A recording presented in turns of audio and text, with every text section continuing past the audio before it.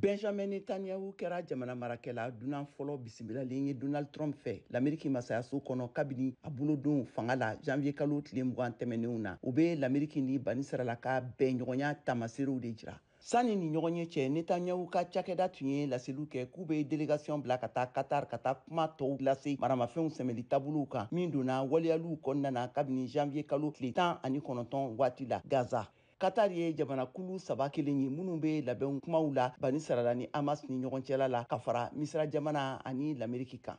L'Amérique ye a da yira k'a fɔ k'u ka Palestinikaw minnu bɛ Gaza lasigi yɔrɔ lakananenw kɔnɔna na i n'a fɔ Misira jamana walima Jordani jamana kan minnu ma sɔn o laɲini waliyaw ma fɔlɔ.